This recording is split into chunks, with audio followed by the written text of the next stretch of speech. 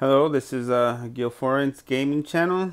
I do have another channel. It's basically like work stuff and just some stuff that I have around. I'm gonna explain this war video. Basically, I had a change of heart of how I was doing it. I saw a lot of people doing it, but then going with the 3-2 combination, and I just finally decided, okay, so I'm just gonna go for it.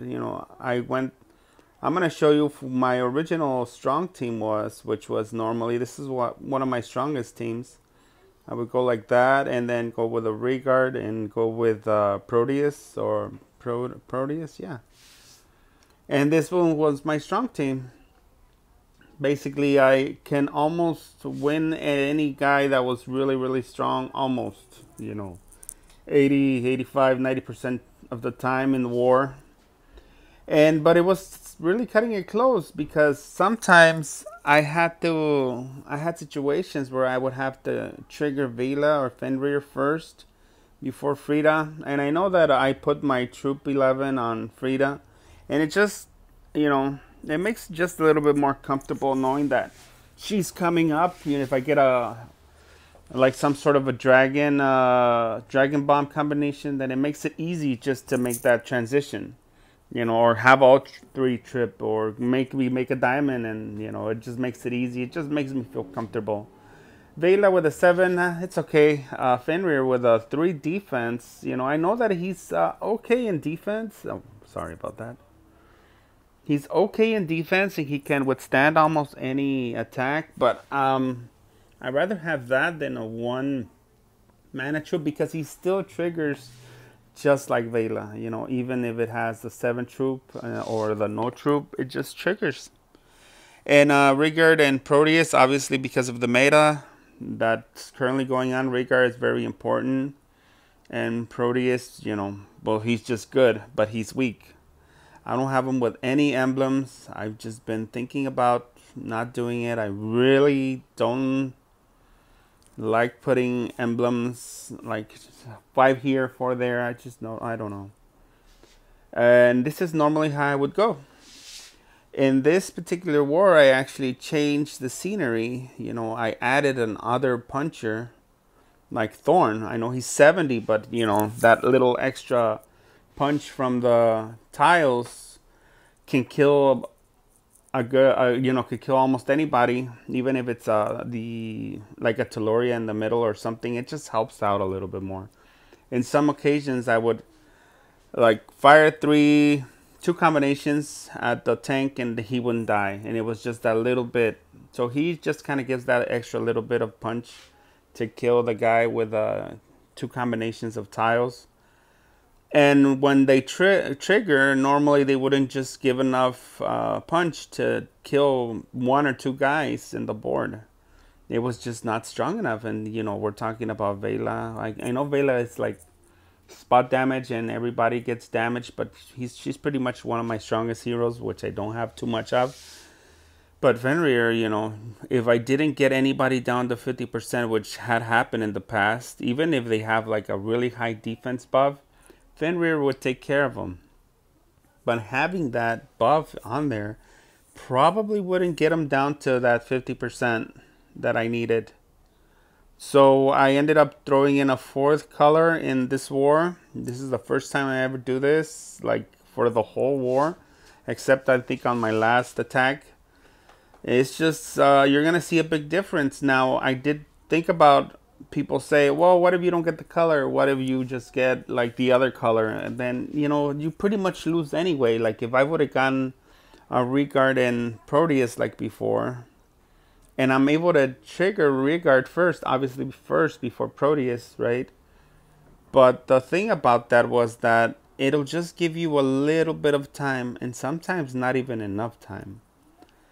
And throwing that 4th character in, if you get a bad board, you get a bad board, you lose, whatever. This is just how this game works. But with the 4th guy, and you don't get a combination, you can still work for it. You have like at least 3 or 4 turns before the tank goes off or they start, kicking your, But You know, I did that in mainly all of the fights that I did.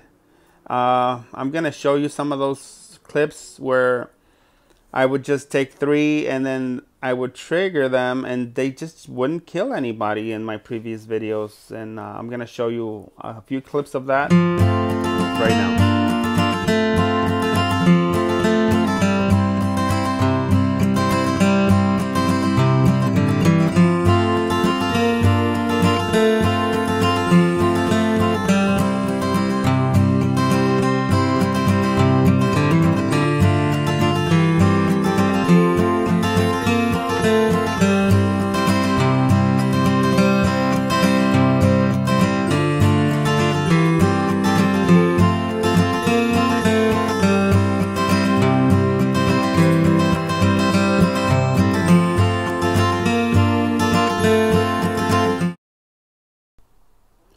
Again, this war is gonna be my new strategy. I went with the 4-1 on many occasions, and we'll see how that turns out. And hopefully you like and subscribe to this video. I think it's to me sorry about that. To me it was kind of educational, trying to do something different. I know a lot of people do it, you know, it's just that that's my journey. This is how I'm doing it. I do have a lot of videos with this guy up. Where is he? With Mistero. He's pretty good guy. I mean, war, I don't think he was impactful in this war, but he's been impactful in other wars. You'll see in my other videos where he fights Morgana. He does a really good job. You'll see that. He was pretty low then, but now he's 80. I'm really debating on the emblems. I like Morgana with the emblems because she doesn't throw enough punch, you know. She's kind of a sniper, but in attack, she just doesn't have it. It's like, I know Liana has a costume, but even costume Liana hits of at least 150 more damage than Morgana to, you know, a defense guy. And I don't know if I take the emblems away, it's just, I don't think I have too much on it. Oh, here, let me see. So I would just be taking away 30 damage. So I think I would still do it. I think I'm going to remove him and put him on Mistero. Not just because of the attack, because in reality nobody really cares about his attack.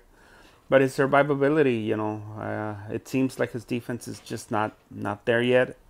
And if we go through defense pad, it might just give him the last punch. And the main thing I really want to level him up is because he is a rogue. Rogue heroes, even though they dodge the attack, they still get the status effect. So, you know, it's kind of a really good situation there. I'm going to do a review video on Mistero later. Hopefully you guys enjoy this video, and just stay tuned and watch and like and subscribe. There was one more thing I wanted to talk about this war that's coming up. It's the fact that I went up with my other troop. I had 2 yellow troops. Oh crap. I won at least. I had 2 yellow troops for the mana.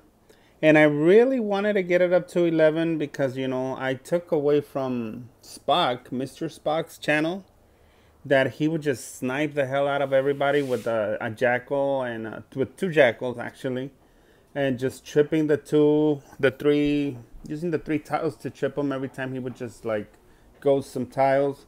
But I didn't have enough yellow troops, like 2-star, 3 stars.